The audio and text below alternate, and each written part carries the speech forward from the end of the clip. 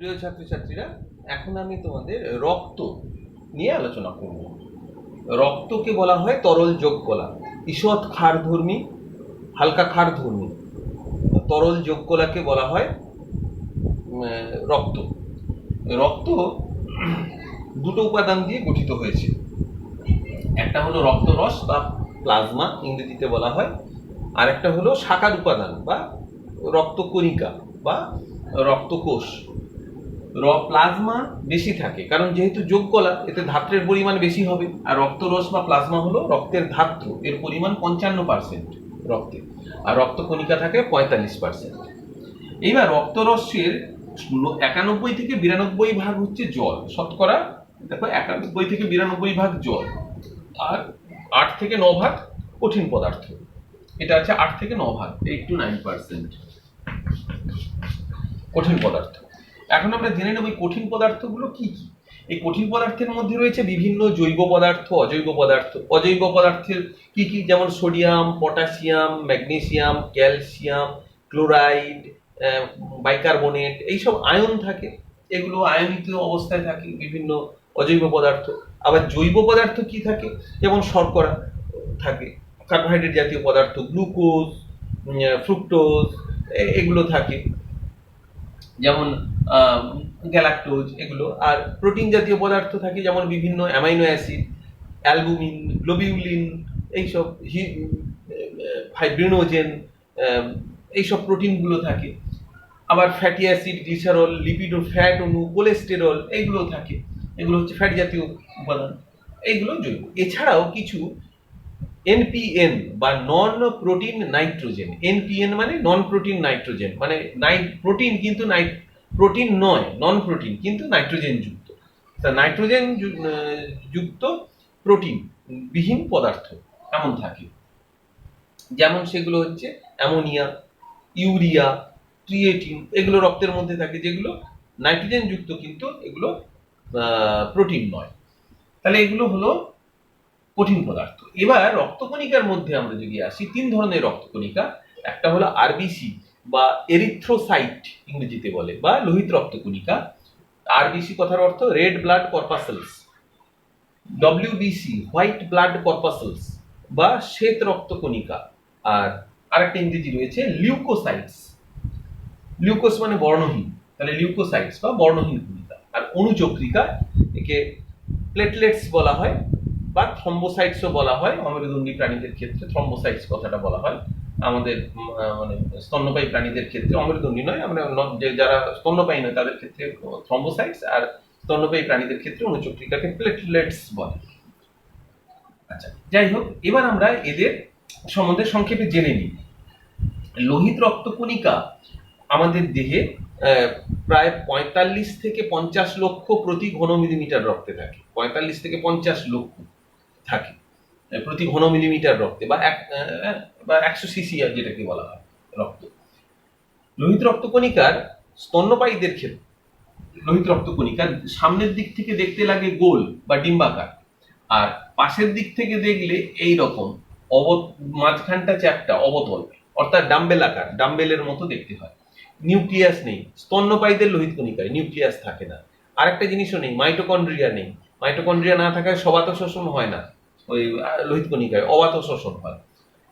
তাহলে লোহিত কণিকা জানলাম যে এরা গোলাকার, সামনের দিক থেকে পাশের দিক থেকে ডাম্বেল আকার বা অবতল, উহদিক অবতল, উহ অবতল, উভা অবতল। আচ্ছা, নিউক্লিয়াস থাকে না স্তন্যপায়ীদের ক্ষেত্রে, কিন্তু অন্যদের ক্ষেত্রে নিউক্লিয়াস আছে। লোহিত রক্তকণিকা লাল অস্থিমজ্জা থেকে তৈরি হয় পরিণত মানুষের ক্ষেত্রে, আর 120 দিনের মতো এর বড়াই। লোহিত রক্তকণিকার কাজ কি?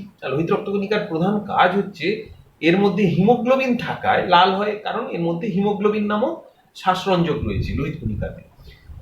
এই হিমোগ্লোবিন কি করে? অক্সিজেন ও কার্বন ডাই অক্সাইড পরিবহনে সাহায্য করে। রক্তের মধ্যে অক্সিজেন, কার্বন ডাই অক্সাইড পরিবহন করে হিমোগ্লোবিন। তাহলে লোহিত কণিকার কাজও এটাই, অক্সিজেন, কার্বন ডাই অক্সাইড পরিবহন, এটাই প্রধান কাজ। এছাড়া রক্তের সান্দ্রতা, ভিসকসিটি বা আঠালো চটচটে ভাব, এটা বজায় রাখতে সাহায্য করে। রক্তে আয়নের যে ভারসাম্য, অর্থাৎ পজিটিভ নেগেটিভ আয়ন, এগুলোর ভারসাম্য বজায় রাখতে সাহায্য করে। রক্তের যে অম্লত্ব ও ক্ষারত্ব অর্থাৎ পিএইচ এটা বজায় রাখতে সাহায্য করে। এই হলো লোহিত রক্তকণিকার কাজ। আচ্ছা, আমরা প্লাজমার কাজটা একটু বলে দিই, বলা হয়নি। প্লাজমার মাধ্যমে অক্সিজেন পরিবহন হয়, কার্বন ডাই অক্সাইড পরিবহন হয়, পুষ্টি উপাদান পরিবহন হয়, বিভিন্ন রেচন পদার্থ পরিবহন হয়, বিভিন্ন খাদ্য সঞ্চয়ী অঙ্গে পরিবাহিত হয়, দেহে জলের ভারসাম্য রক্ষা করে, দেহের তাপমাত্রা নিয়ন্ত্রণ করে। এইগুলো হচ্ছে প্লাজমা বা রক্তরসের কাজ। আচ্ছা, এবার শ্বেত রক্তকণিকা বা ডব্লিউবিসি। শ্বেত রক্তকণিকা মনে রাখবে যে এর কোনো বিভিন্ন রকম শ্বেত রক্তকণিকা আছে, তার মধ্যে কিছু শ্বেত রক্তকণিকার নির্দিষ্ট কোনো আকার নেই, মানে অনিয়ত আকার, অ্যামিবার মতো নির্দিষ্ট কোনো আকার নেই, এবং এরা নিউক্লিয়াস যুক্ত হয়। নিউক্লিয়াস বিহীন এরা হচ্ছে স্তন্যপায়ীদের, এদের কিন্তু নিউক্লিয়াস যুক্ত। আর রঞ্জক নেই, তাই এরা বর্ণহীন। সাদা বলা হলেও এরা শ্বেত নয়, অ্যাকচুয়ালি বর্ণহীন, কোনো রঞ্জক নেই, যেখানে হিমোগ্লোবিন শ্বাসরঞ্জক হচ্ছে। এরা দু রকমের হয়, এদের সংখ্যাটা বলি, এরা কিন্তু সংখ্যায় কম থাকে, হ্যাঁ, 10 থেকে 15,000 এই সংখ্যা হয় গড়ে, 10-15,000। আর এরা বাঁচেও কম দিন, 1 থেকে 15 দিনের মতো বাঁচে। বিভিন্ন শ্বেত রক্তকণিকা তার ভেদে 1 থেকে 15 দিন। আর এবার দু রকম হয়, দানাযুক্ত আর দানাবিহীন। মানে সাইটোপ্লাজম যদি দানা দানা থাকে তাহলে বলে দানাযুক্ত, সাধারণত রাইবোনিউক্লিওপ্রোটিন দানাগুলো থাকে, এইরকম দানা থাকে। আর দানাবিহীন মানে যেখানে ওই রাইবোনিউক্লিওপ্রোটিন দানাগুলো নেই সাইটোপ্লাজম। তো দানাযুক্ত গুলো 3 রকম: নিউট্রোফিল, বেসোফিল, ইওসিনোফিল। নিউট্রোফিল হচ্ছে, নিউট্রাল কথাটা এসছে এই কারণে, নিউট্রাল থেকে বলি, এরা হচ্ছে অম্ল বা ক্ষার ধর্মী উভয় প্রকার রং দিয়ে রং করলে নিউক্লিয়াসটাকে রং করা যায়। অম্ল বা ক্ষার ধর্মী উভয় প্রকার রঙে, সেই জন্য এদের নিউট্রোফিল বলা হয়, নিউট্রাল রং দ্বারা আর কি। তো এক্ষেত্রে এই যে নিউক্লিয়াসটা 4-5 খণ্ডে বিভক্ত হয়, এইরকম 4-5 খণ্ডে এরকম বিভক্ত নিউক্লিয়াস, আর সাইটোপ্লাজম এরকম দানা দানা। ইওসিনোফিলের ক্ষেত্রে আগে ইওসিনোফিল। আচ্ছা, নিউট্রোফিলের কাজ বলি। ফ্যাগোসাইটোসিস পদ্ধতিতে রোগ জীবাণুকে ধ্বংস করে। ফ্যাগোসাইটোসিস মানে এরকম ক্ষণপদের সাহায্যে রোগ জীবাণুকে গিলে ধরে, তারপর ভেতরে ঢুকিয়ে নিয়ে তাকে পাচিত করে, ফলে জীবাণুকে নষ্ট করে, এই নিউট্রোফিল। ইওসিনোফিলের কাজে আসি আর বেসোফিলের কাজে আসি। আগে ইওসিনোফিলটা বলে দিই। ইওসিনোফিল হলো সাইটোপ্লাজম দানাযুক্ত হয়, এরা আম্লিক রঙে রঞ্জিত হয়। ইওসিন একটা আম্লিক রং, আম্লিক রঙে রঞ্জিত হয় বলে এটা ইওসিনোফিল বলা হয়। আর এই যে এবার এর যে নিউক্লিয়াস, এটা 2 থেকে 3 খণ্ডে বিভক্ত হয়।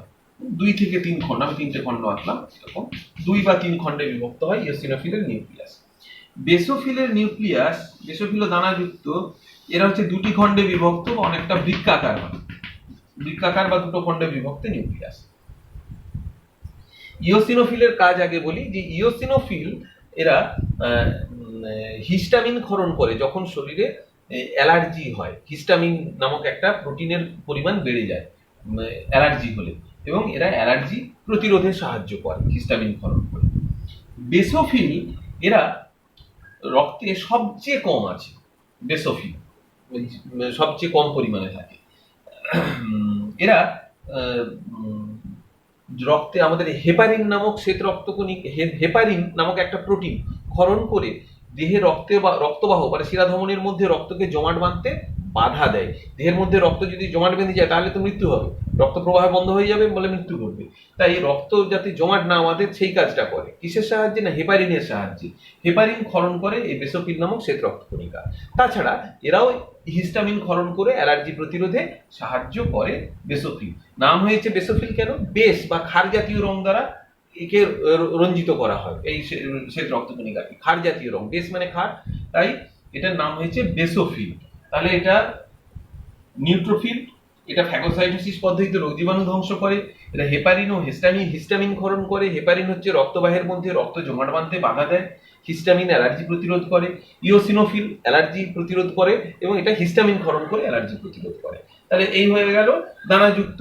দানাবিহীন হচ্ছে লিম্ফোসাইট আর মোনোসাইট। লিম্ফোসাইটের আকার ছোট এবং লিম্ফোসাইট রয়েছে সব থেকে বেশি, প্রায় 74% রক্তে সবচেয়ে বেশি আছে লিম্ফোসাইট। এর যে নিউক্লিয়াস, এটা হয় গোলাকার নিউক্লিয়াস, এবং সাইটোপ্লাজম দানা নেই, এর নিউক্লিয়াসটা গোলাকার। লিম্ফোসাইট থেকে অ্যান্টিবডি তৈরি হয়, রোগ জীবাণু যখন আক্রমণ করে তখন এই লিম্ফোসাইট থেকে তৈরি হয় অ্যান্টিবডি, যা রোগ প্রতিরোধে সাহায্য করে, অ্যান্টিবডি উৎপাদন। আর মোনোসাইট বেশ বড় হয়, আকারে সবচেয়ে বড় শ্বেত রক্তকণিকা মোনোসাইট। এর যে নিউক্লিয়াস, এটা অনেকটা বৃক্কাকৃতি নিউক্লিয়াস হয়, বড় বৃক্কাকৃতি নিউক্লিয়াস মোনোসাইট।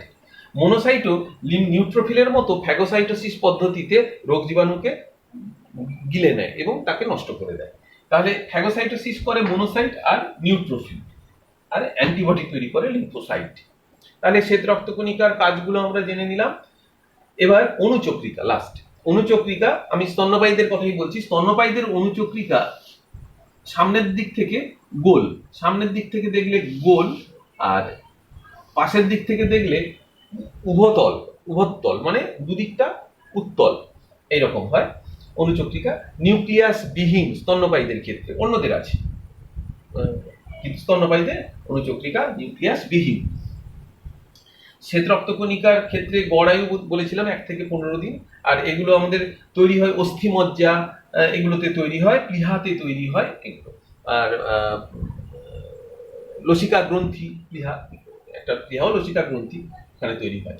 অণুচক্রিকার কথাই বলি যে অণুচক্রিকা প্রকৃতপক্ষে কিন্তু কোষ বলা যায় না, কারণ এরা আমাদের অস্থিমজ্জায় মেগাক্যারিওসাইট বলে এক ধরনের কোষ আছে, তার ঘনপদ ভেঙে তৈরি হয়। মানে এই মনে করো একটা কোষ মেগাক্যারিওসাইট, এটা তার ঘনপদ, এটা ভেঙে গিয়ে তৈরি হয়। তার কোষের কোনো একটা অংশ ভেঙে তৈরি হয় বলে এটাকে প্রকৃত কোষ বলা যায় না।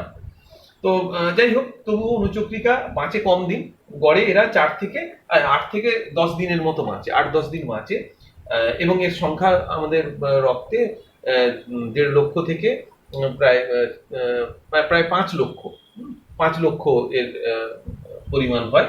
আর অণুচক্রিকার প্রধান কাজ হচ্ছে অণুচক্রিকা রক্ত তঞ্চনে সাহায্য করে। কেটে গেলে কোথাও যে রক্ত জমাট বেঁধে যায়, তার কারণ ওই অণুচক্রিকা। এরা অণুচক্রিকা থেকে থ্রম্বোপ্লাস্টিন নামক একটা প্রোটিন নির্গত হয় ভেঙে যাওয়া অণুচক্রিকা থেকে, এবং সেটা রক্ত জমাট বাঁধতে সাহায্য করে। এছাড়া এরা প্লাগ গঠন করে, মানে রক্ত যেখান দিয়ে বেরোচ্ছে সেই জায়গায় একটা প্লাগ বা ছিপি তৈরি করে রক্তপাত বন্ধ করতেও সাহায্য করে। তাহলে এই হলো সমস্ত রক্তকণিকাগুলো। পার্থক্য নিশ্চয়ই তোমরা করতে পারবে। আমি এখান থেকে কয়েকটা প্রশ্ন বলছি তোমাদের, লিখে নাও। রক্তের ধাত্র কোনটি, এর পরিমাণ কত? 2 নম্বর, প্লাজমায় উপস্থিত এনপিএন যৌগ কি কি? 4 নম্বর, প্লাজমা বা রক্তরসের কাজ কি কি? 4 নম্বর, লোহিত রক্তকণিকার আয়ু কতদিন, এর কাজ কি কি? 5 নম্বর, লোহিত রক্তকণিকা লাল হয় কেন? 6 নম্বর, দেহের প্রতিরক্ষার সঙ্গে যুক্ত শ্বেত রক্তকণিকাগুলি কি কি? 7 নম্বর, নিম্নোক্ত কাজগুলি কোন কোন ডব্লিউবিসি করে? 1. ফ্যাগোসাইটোসিস পদ্ধতিতে রোগ জীবাণু ধ্বংস। 2. হিস্টামিন নিঃসরণ। 3. হেপারিন নিঃসরণ। 4. অ্যান্টিবডি উৎপাদন। 8 নম্বর প্রশ্ন, রক্তবাহের মধ্যে রক্ত জমাট বাঁধে না কেন? 9 নম্বর প্রশ্ন, অ্যালার্জির সময় কোন শ্বেত রক্তকণিকার সংখ্যা বৃদ্ধি পায়? 10 নম্বর প্রশ্ন, অণুচক্রিকার কাজ কি? আর 11 নম্বর প্রশ্ন, শ্বেত রক্তকণিকা ও লোহিত রক্তকণিকার পার্থক্য লেখো। বিষয় নিউক্লিয়াস, শ্বাসরঞ্জক আর কাজ। আশা করি প্রশ্নগুলো পড়াও বুঝতে পেরেছে এবং প্রশ্নগুলো লিখে ফেলবে।